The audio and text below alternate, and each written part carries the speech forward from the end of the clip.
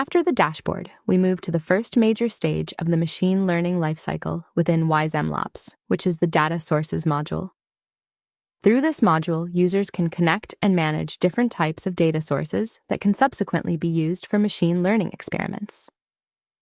WizeMLOps supports multiple categories of data sources. The first category is file-based data sources, which primarily includes tabular datasets, such as CSV files, that can be directly uploaded to the platform. The next categories are inbound and outbound database connections, which allow users to establish connectivity with external databases. We also support link-based data sources, which are useful when a dataset or file is hosted externally and is accessible through a URL.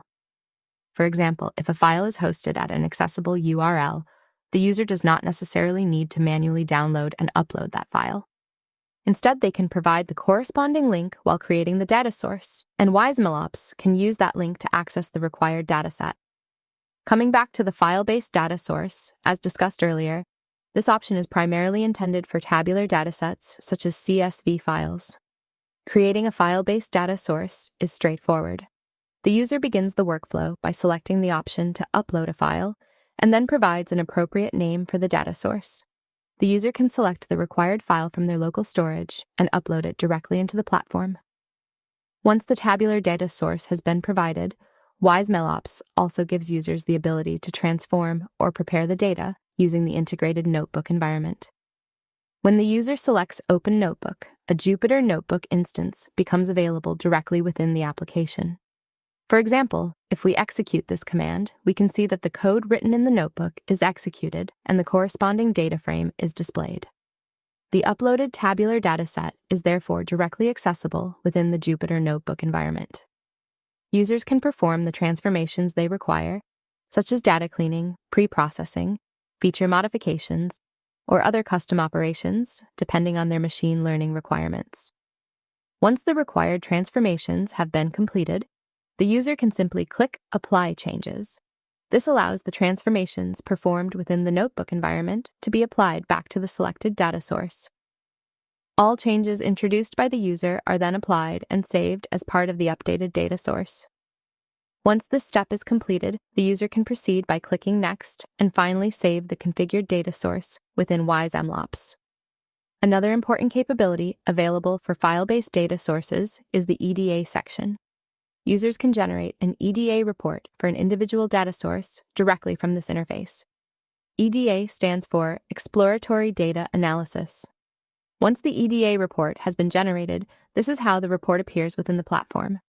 It begins with an overall dataset overview, followed by detailed dataset statistics and information about each variable or column available within the dataset.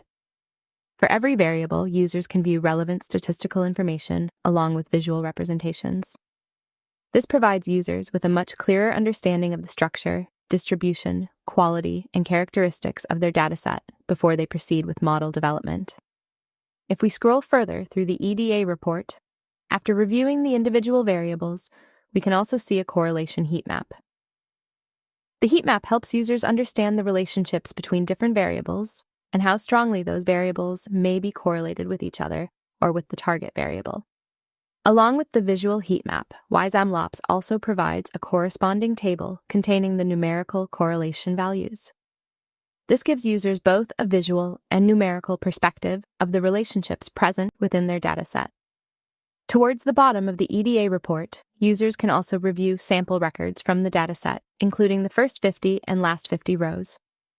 This completes the basic EDA workflow within WizeMLOps and allows users to understand their data thoroughly before proceeding to machine learning experimentation. Next, we move to database connections.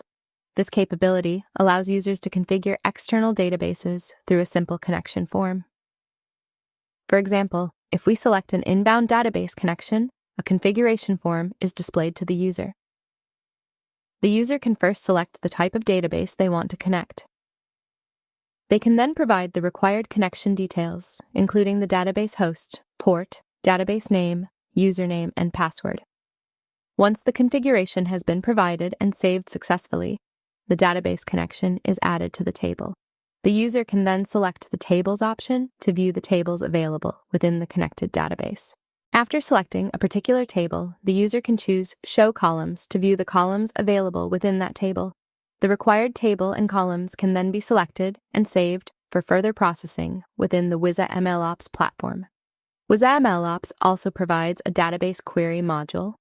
This becomes particularly useful when a database contains multiple tables and the user wants to retrieve or combine information from different tables rather than using an entire table directly. In such cases, the user can provide a custom SQL query. Once the SQL query is executed, the resulting dataset can be generated and used as a combined data source for further machine learning operations. However, not every user may have extensive experience writing SQL queries. To simplify this process, WizeMLOps also provides AI Assist, allowing users to describe the information they want to retrieve using natural language. For example, here I have entered a simple natural language requirement. When I click Generate with AI, AI Assist automatically generates a corresponding SQL query. The generated SQL can then be executed, and the resulting output is displayed within the application. In a similar manner to inbound database connections, the workflow for outbound database connections follows the same approach. Users can configure the database using the connection form and then perform the required database-related operations.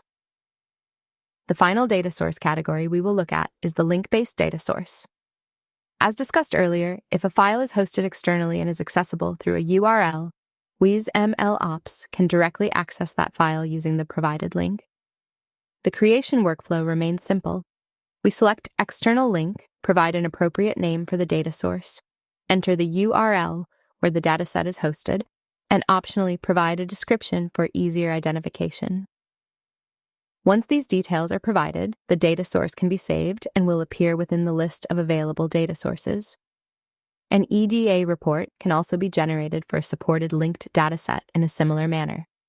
Therefore, if the linked file contains supported tabular data and is eligible for exploratory data analysis, the same EDA capabilities can also be applied to the link-based data source. All of these configured data sources can subsequently be used throughout the remaining stages of the WizeMLOps machine learning lifecycle. Thank you for watching.